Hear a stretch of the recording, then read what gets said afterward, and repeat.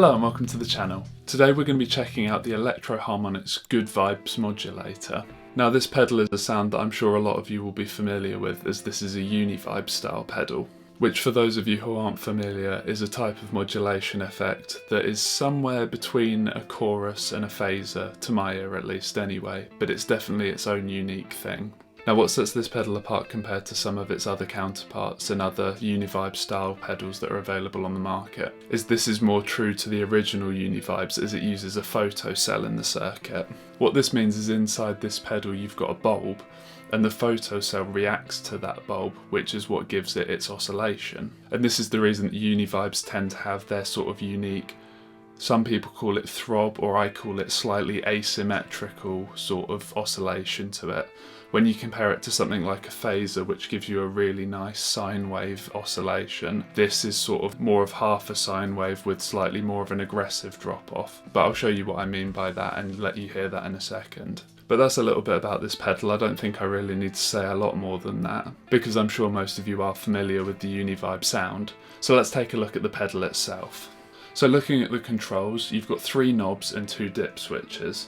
Those knobs are volume, intensity and speed, and then your 2 dip switches allow you to switch between a chorus and a vibrato setting, and also give you the option of what your expression pedal input will control. So with this pedal you do have the option to connect it to an expression pedal, and then depending on what this dip switch is set to, the expression pedal will control either the speed or intensity. So the knob doesn't do anything at that point, but your pedal on the floor will control that instead. Unfortunately I haven't got an expression pedal, so I can't demo that for you today, but it does the exact same thing as the knob does, which we'll talk about now. So just to give you an idea of my clean tone before we go into how the pedal sounds, my clean tone sounds like this.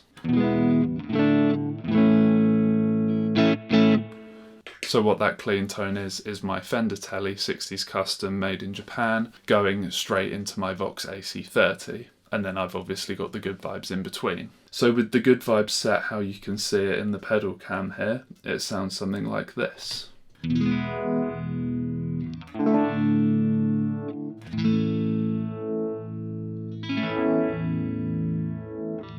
Which is what I think of as a very David Gilmour sort of setting for this. Think the start of Breathe from Dark Side of the Moon, that kind of thing. So that's with the speed set very low. But let's go through these controls. So I feel like volume is very self-explanatory. I don't really need to tell you what that does. It just controls the volume.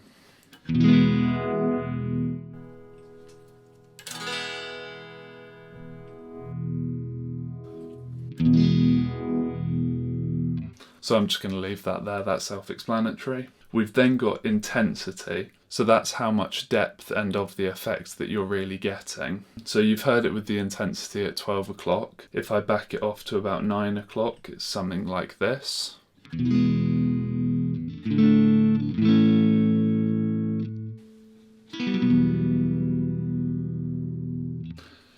And then if I take it all the way up to about 3 o'clock,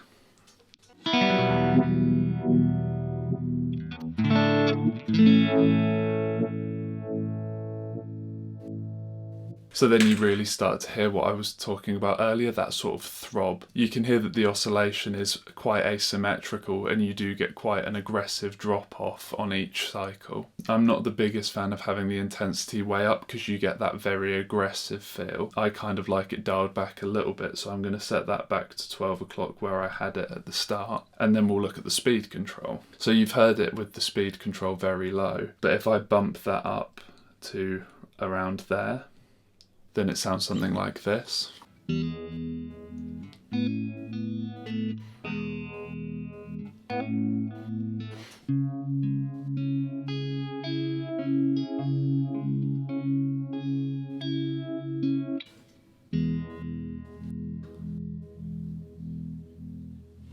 Which I also think is a really, really nice sound, especially for a more kind of bluesy kind of thing. I'd use that in a similar way to how you'd use a tremolo that's built into an amp. And then if I turn it up further, you get into some really fast speeds that sound something like this.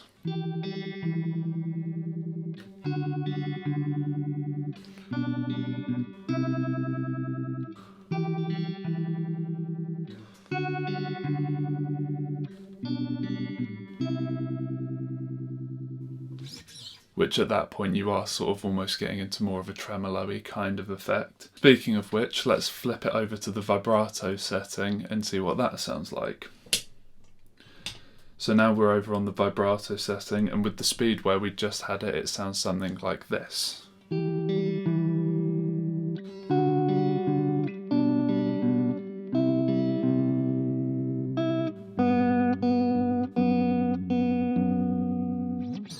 And then I'll just roll the speed back a bit.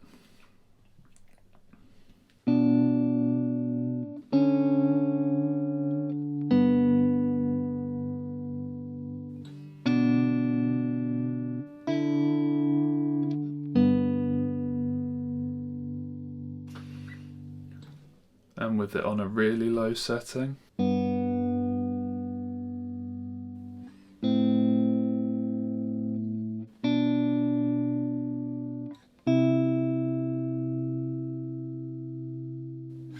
And then I'll just back it up a bit more again and give you a bit more intensity so you can hear how that sounds.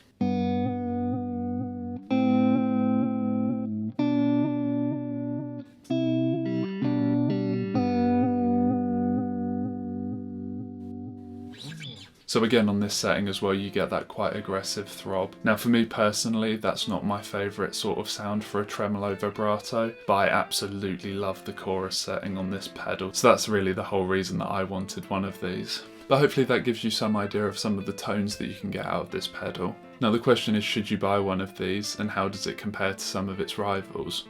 Now I would definitely recommend one of these if you're after a Univibe style pedal. It's really nice the fact that it's sort of based on the traditional style circuit and still using a photocell. I know some things like the official Univibe branded pedal that MXR make isn't actually using this sort of circuit now, and it's a sort of a solid state recreation, if you will. So from a sort of slightly purist point of view, it's really nice for that. But also I think it's just a great sounding pedal. If you're into Univibes, then it's fantastic. But that being said, I think it does have its slightly own spin. If you were to compare it to a proper vintage Univibe, it does have its kind of own voice, which is also quite nice. But price-wise, these are fairly competitive. It certainly undercuts the official branded Univibe pedal. So I think purely from the effects point of view, it's absolutely great. Now I should probably address something on the practicality of this pedal. Now I can't say that this is something I've particularly experienced myself, but having done some reading online, I know people have found issues with this pedal only working with the power adapter that comes in the box. Now the pedal does say that it runs on 9V DC, however it's a 9.6V DC power supply that comes with it, and I have heard reports that you just don't get any of the effect, you only get bypass if you don't supply it 9.6V and you only give it 9V, say, from the power supply on your pedal board. I don't know if this is a US issue or something like that, because using British mains power and I'm running a T-Rex fuel tank on my pedal board, I haven't had this issue. I've found that maybe it's a touch noisier using my power supply than using the one that comes with it in the box, but it's barely noticeable. Gain pedals and things you have on your board are going to add to that noise way more than the power supply will in this case. So like I said, this isn't an issue that I've found myself, so I don't know whether that's something that they've just fixed or whether that's, say, a US power issue or a European power issue, because obviously different countries run different mains voltages, frequencies, blah blah blah, all that stuff. But just to give this a completely fair review, if you are thinking about getting one of these, then it might be just something to bear in mind. But like I said, this is a really great pedal and it does the Univibe sort of thing really, really nicely. And this is definitely going to be taking up a spot on my board and replacing the chorus pedal that really doesn't get used. But I think that's all that there really is to talk about on this pedal. So as always, leave me your thoughts down in the comments. And as always, thank you very much for watching, and I'll see you next time.